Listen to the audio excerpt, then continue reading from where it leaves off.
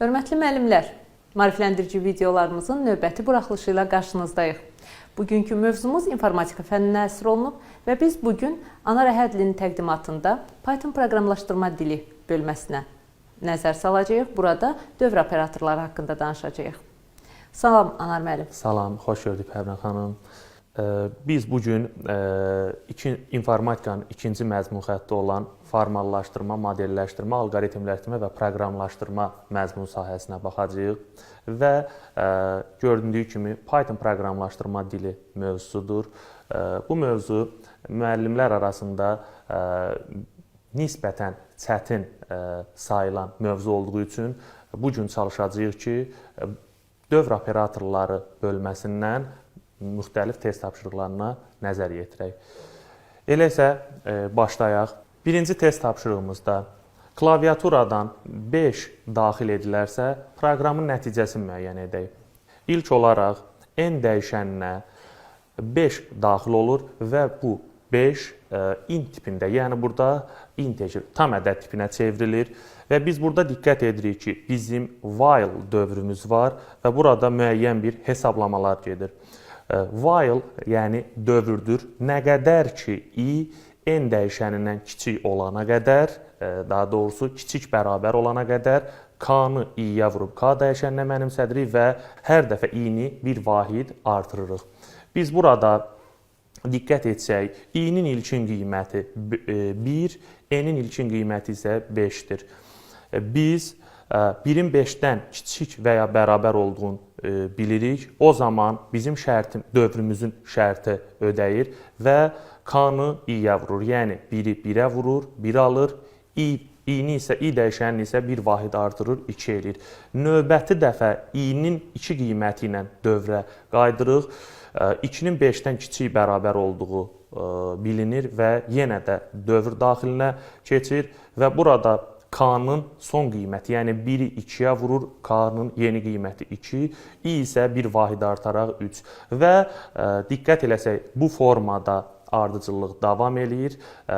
O zamana qədər ki, artıq i 5 qiymətini alır və ən sonda biz 5 dövrün əvvəlinə qayıdır və 5 5-dən kiçik və ya bərabər olduğu görülür, yəni kiçik olmasa da bərabərdir.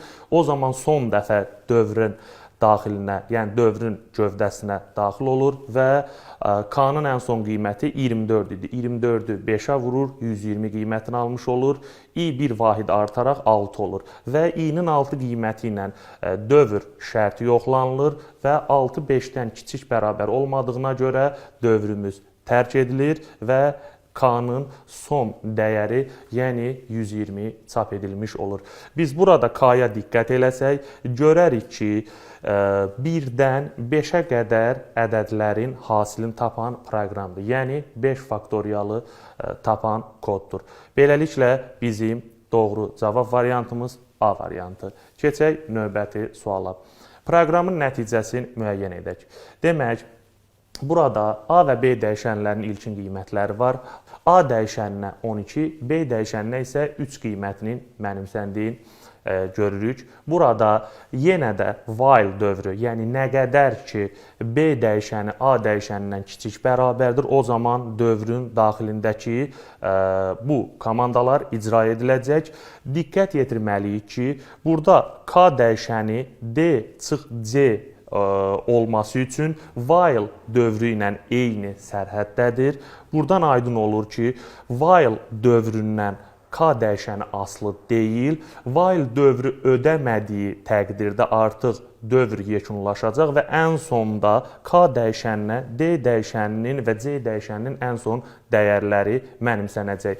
Biz buradan həllə diqqət eləsək, burada B-nin və A-nın ilkin qiymətlərini yerinə qoyuruq və şərti yoxlayırıq. Burada şərt ödədiyi üçün C dəyişəninə A və B-nin cəmin, yəni 12 ilə 3-ün cəmi 15, B dəyişəninin 4 vahid artırırıq, 3-ün üstə 4 gəlir 7, A dəyişəninin 1 vahid artırırıq 13 və yenidən D dəyişəninə A və B dəyişəninin ən son yeni qiymətin gəlirik. Yəni əvvəlki qiyməti deyil, yeni qiymətləri. Yəni burada 13 və 7-ni gələrək D dəyişəninə 20 mənimsədirik. Bu dövr B A-dan kiçik bərabər olana qədər davam edir və həldə gördüyünüz kimi ən son burada B-də 15 olur və 15 15-dən kiçik olmasa da bərabər olduğu üçün ən sonuncu dövrə daxil olur. Burada C, B, A və D dəyişəni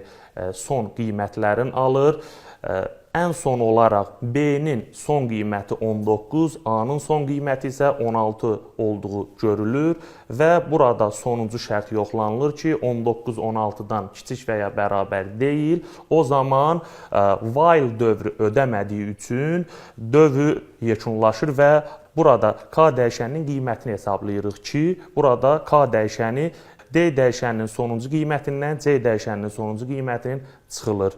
D dəyişəninin son qiyməti 35, C dəyişəninin isə son qiyməti 30-dur. O zaman biz 35-dən 30 çıxmaqla K-nın 5 olduğunu ala bilərik. Doğru cavab variantı A variantı. Növbəti suala keçək. Klaviaturadan belə bir ədəd daxil edilərsə, proqramın nəticəsini müəyyən edin. Biz ilk olaraq müəyyən etməliyik ki, verilmiş bu kodu analiz etdikdə görürük ki, bu kod bizə verilən, yəni daxil edilən natural ədədin rəqəmləri cəmini tapır. Verilmiş bu ədəd böyük, yəni çox rəqəmli olsa da, əslində biz bu kodun iş prinsipini bilsək, bizim üçün bu məsələ sadə sayılar. Yəni biz burada bildik ki, bu kod daxil edilmiş natural ədədin rəqəmlərə parçalayır və burada tək rəqəmlərin cəmini tapır. Tək deyilsə, yəni burada biz qalıqları, yəni verilmiş ədəddə Q və A burada ədədi rəqəmlərə parçalayır. Biz də Q bərabərdir A faiz 10 dedikdə, yəni istənilən n rəqəmli ədədin hər zaman ən kiçik mərtəbəsini tapa bilirik. Daha sonra biz sonuncu, yəni təklik mərtəbəsini itirmək üçün həmin ədədi ona tam bölməliyik ki, təklik mərtəbəsi itib və dövrə artıq yeni qiymətlə qayıtsın. Bu ədədi rəqəmlərə parçalayır. Rəqəmlərə parçaladıqdan sonra hər bir rəqəm 2-yə böləndə 0-dan fərqlidirsə, biz bilirik ki, ədədi 2-yə böləndə qalıq ya 0 edir, ya 1. Yəni, qalıq 0-dırsa cüt, 1-dirsə tək rəqəmdir. Burada da qalığı 2-yə böləndə 0-dan fərqlidirsə, yəni 1-dirsə, yəni rəqəm təkdirsə, S dəyişənində bunları cəmləyir. Əgər tək deyilsə, yəni cütdürsə, H dəyişənində bunları sayır. O zaman biz ədəddəki cüt rəqəmlərin sayı 5, tək rəqəmlərin sayı isə 16 olduğunu bilərək həmin 16 və 5 ekranda çap edilmiş olur. Ona görə doğru cavab variantı D variantı. Növbəti sual. Daxil edilən ixtiyari n natural ədədi üçün proqramın təyinatını müəyyən edək. Biz burada diqqət etməliyik ki, n hər hansısa bir ixtiyari natural ədəd ola bilər və biz for i in range, yəni for dövründən danışsaq, n plus 1 bu range hissəsində birinci addım daxildir. İkinci addım, yəni n plus 1 ona görə yazılır ki, burada n-in özü daxil olsun. i dəyişəni 2-dən n-1-ə qədər icra ediləcəkdir. Biz n-ə hər hansısa bir natural ədəd yazıb bu proqramı təyinatını tapa bilərik.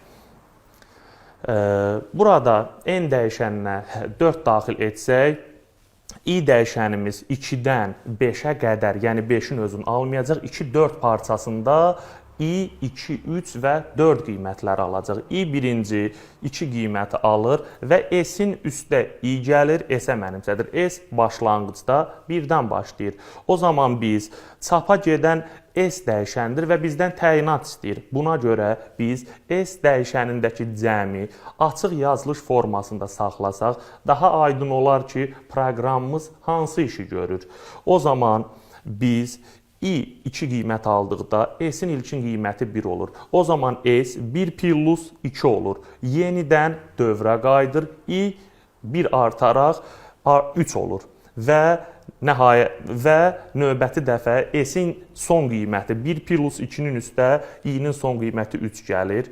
Daha sonra i 4 olur və S-in son qiyməti 1 plus 2 plus 3-ün üstə i-ni, yəni 4-ü gəlir. Artıq bayaq qeyd etdiyim kimi 5 ala bilmir. Yəni S-in dövr tərk edir və çapa S-in 1, 2, 3, 4-ün cəmi formasında çıxış olur. Biz də buradan diqqət etsək, proqrama n daxil eləmişik, yəni bura diqqət etsək, biz n dəyişəninə 4 daxil eləmişik və s dəyişəni 1-dən 4-ün özünə qədər ardıcıl rəqəmləri cəmləyib. O zaman biz deyə bilərik ki, bu proqramın təyinatı bir n parçasındakı ədədlərin cəmini çap edir. Cavab A variantı. Növbəti test tapşırığına keçək.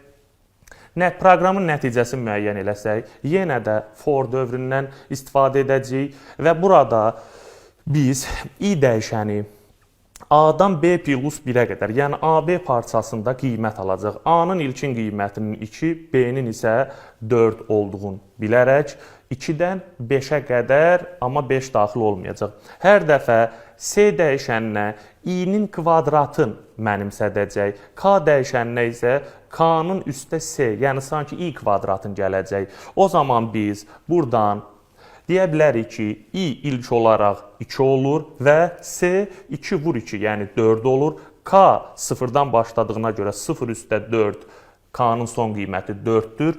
I artıq 3 qiyməti ilə dövrə yenidən daxil olur. 3-ü 3-ə vururuq 9 və K-nın son qiyməti 4-dür deyə biz 4-ün üstə C-ni, 9-u gəlirik 13. Və ən son i son olaraq 4 qiymətini alır və burada 4-ün kvadratı 16-nı C-yə mənimsədirik. K-nın son qiyməti 13-ü isə cəmləyirik. 16 ilə edir 29. I 5 qiymətini ala bilmir və dövrü tərk edir. K-nın son qiyməti olur 29. Beləliklə doğru cavab variantı C variantı. Növbəti tapşırığa baxaq. Burada da for dövründən istifadə olunur bu test tapşırığında. N-dən n-in kvadratına qədər, yəni 6-dan 6-nın kvadratı 36-ya qədər. Biz burada 6 35 parçasında i qiymət alacaq və bir-bir artacaq. Çünki burada addım verilməyib. Əgər addım verilməyibsə, demək 1-dir. Addım 2 və ya daha çox olardısa, o zaman bir vergül də olardı. 2, 3 və s. yazılardı bura. Biz 6-dan 36-ya qədər, yəni 6-35 parçasında i'ləri axtarırıq. Amma hansı i'ləri? Baxırıq ki, burada məntiqi əməllərdən or var, yəni və ya. Burada və ya bir neçə, 2 və daha çox şərtin belə birləşməsidir. Orla birləşən şərtlərdə hər hansısa bir şərt doğru olarsa, bizim nəticəmiz doğru olacaq. O zaman biz buradan görürük ki, i faiz 7 bərabərdirsə 0, yəni i-nin hər bir qiymətini 7-yə böləndə qalıq 0-dırsa, bu, yəni i-nin hansı qiyməti 7-yə tam bölünür və yaxud i-nin hansı qiyməti 8-ə tam bölünür. Biz buradan müəyyən edirik ki, 6-35 parçasında i-nin 7-yə və yaxud 8-ə qalıqsız, yəni tam bölünən ədədlərin sayını tapmalıyıq. Burada S 0-dır və S-i bir-bir artırıq, yəni say tapırıq. Burada da biz deyə bilərik ki, 6-35 parçasında 7-yə və yaxud 8-ə bölünən i-nin qiymətləri 7, 8, 14, 16, 21, 24, 28, 32 və 35-dir. Bunların sayı isə 9-a bərabərdir. Testin doğru cavab variantı Y variantı. Növbəti suala keçək. Proqramın nəticəsini müəyyən edək. Burada while dövrü var.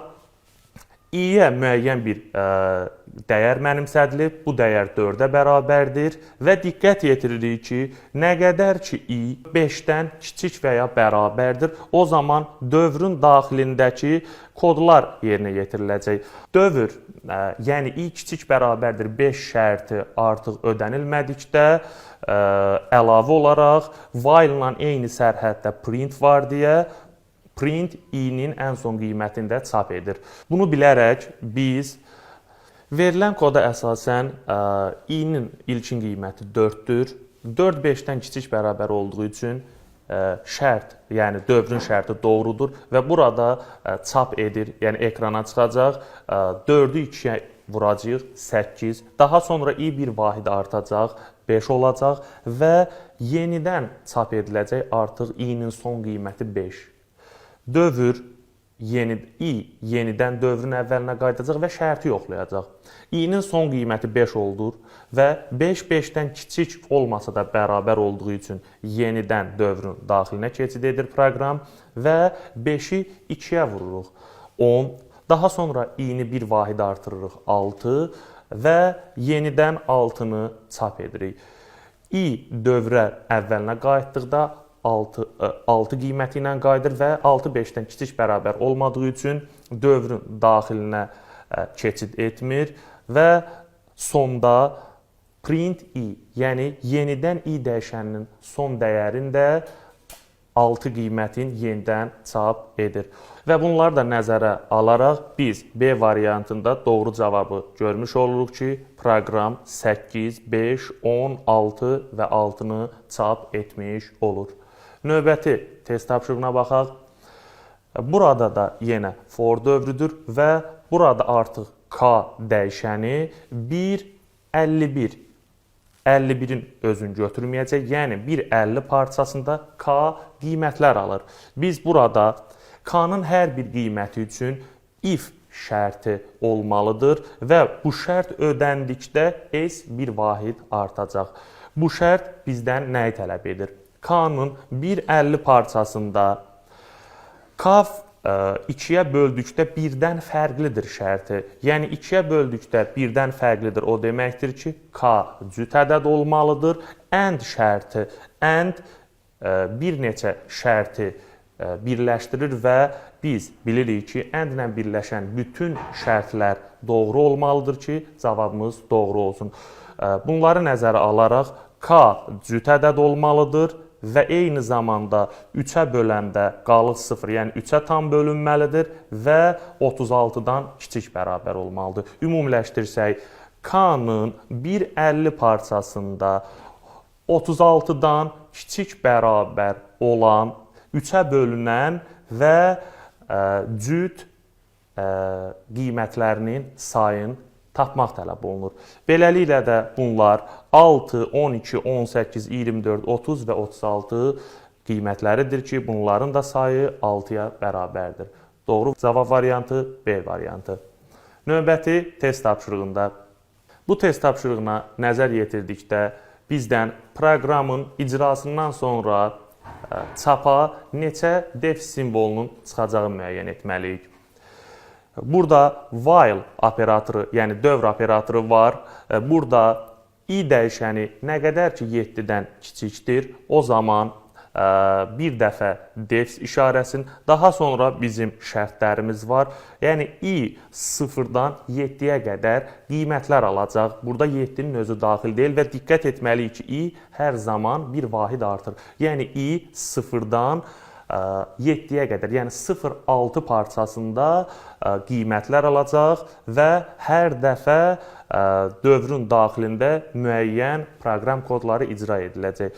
Buradan diqqət etdiyimiz kimi 0,7 parçasında ümumi dövrümüz 7 dəfə icra olunacaq və hər dəfə icra olunduqda bir defiz işarəsi qoyulacaq. Bu 7 dəfə dövr getdiyi üçün 7 defiz burada olacaq. Daha sonra i-nin cüt qiymətlərində 2 defis olacaq. i-nin 3-dən böyük qiymətlərində isə 3 defis olacaq.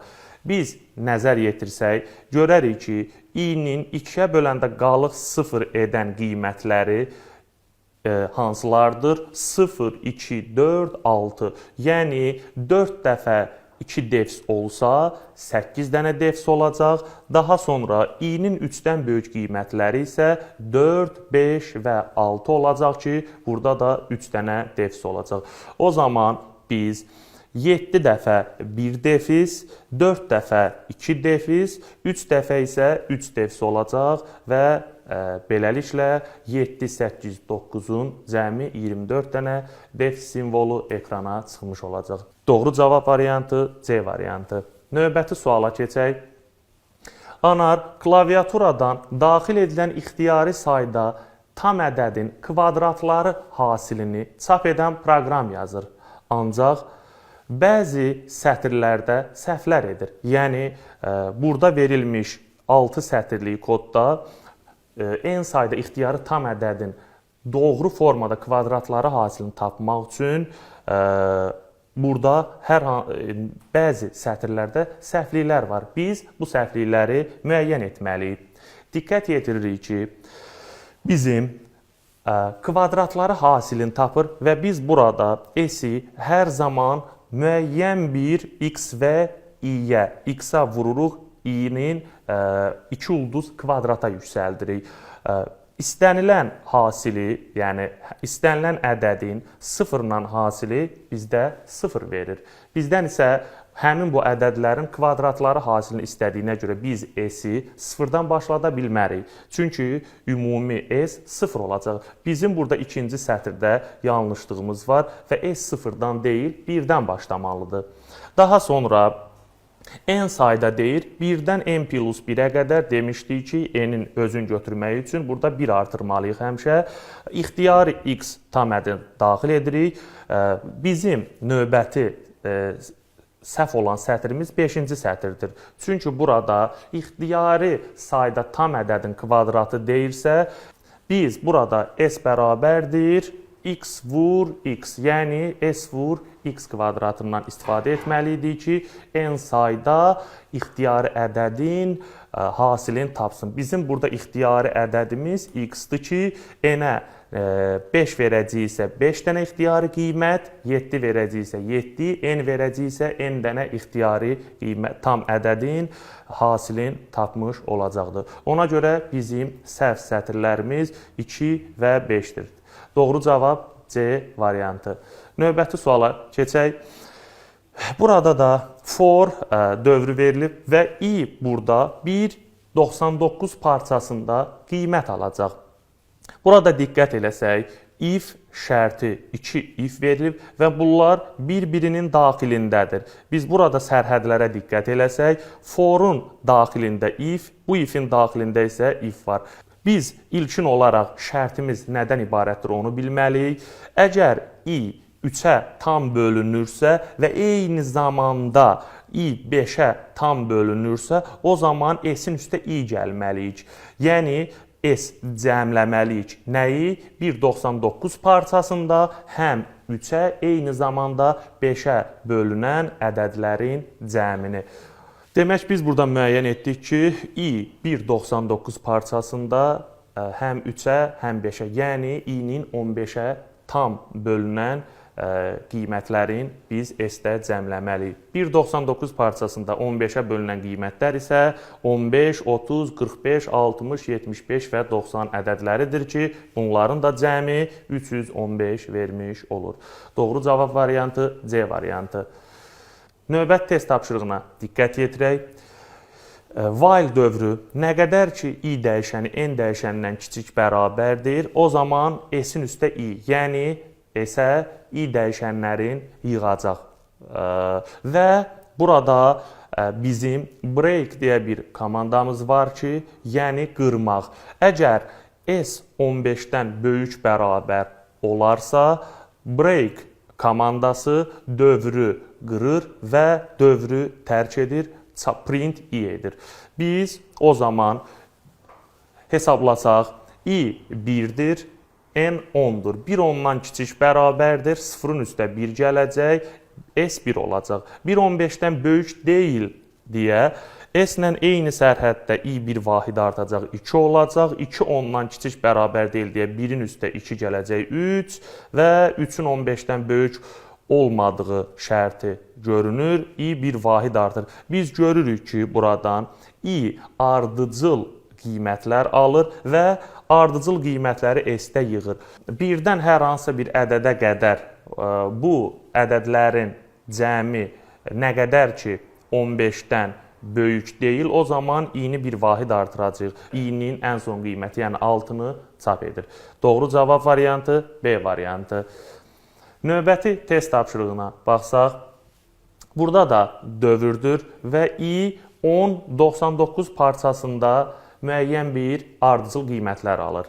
Yenə burada da diqqət eləsək, if və else şərtini görürük. Burada if əgər, else əks halda, yəni i-nin 15-dən böyük və 95-dən kiçik qiymətləri üçün if-ə düşəcək. 15-dən böyük olmayıb və 95-dən kiçik olmadığı qiymətlərdə isə else-ə düşəcək. Bizdən K-nı istəyir. Biz i-nin 10-99 parçasında olduğunu bilərək continue əmri görürük ki, əgər proqram if blokuna düşərsə, continue əmri yerinə yetirilsə, artıq K 2 vahid artmayacaq. Yəni, continue əmrindən sonra gələn eyni sərhəddində proqram kodları çalışmır. Continue proqramı yenidən dövrün başına qaytarır. O zaman biz buradan bu dediklərimizi nəzərə alaraq deyə bilərik ki, i-nin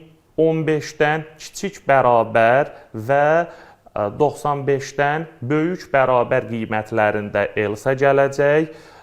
Əks halda isə burada if şərti ödəyəcək, amma burada K-nı artırmayacaq. Bizə isə K-nı artıran else-dir. Else-də nə zaman ödəyəcək? i 15-dən böyük olmasın və yaxud da ki, və eyni zamanda 95-dən kiçik olmasın. O zaman biz diqqət eləsək, else düşməyi üçün i-nin aldığı qiymətlər 10-dan 15 parçasındadır və 95-99 parçasındadır ki, if şərti ödəməyəcək, else düşüb K-nı artıracaq və beləliklə həmin parçalardakı ədədlərin sayı 11-ə bərabərdir. Doğru cavab A variantı. Anar müəllim, geniş izahınıza görə sizə təşəkkürümüzü bildiririk. Nəzərə alsaq ki, bu mövzu çox geniş mövzudur. Artıq bir neçə dərs çəkilib və sizin dərsiniz də növbəti dərsdir. Yəqin ki, müəllimlərimiz bu dərsləri ardıcıl şəkildə baxaraq faydalana biləcəklər. Bəli, doğru qeyd etdiniz. Təşəkkür edirəm sizə. Müəllimlərə sertifikasiya imtahanında uğurlar arzu edirik. Çox sağ olun. Əziz müəllimlər, bugünkü dərsimiz bu qədər. Növbəti verilişlərdə görüşənə qədər.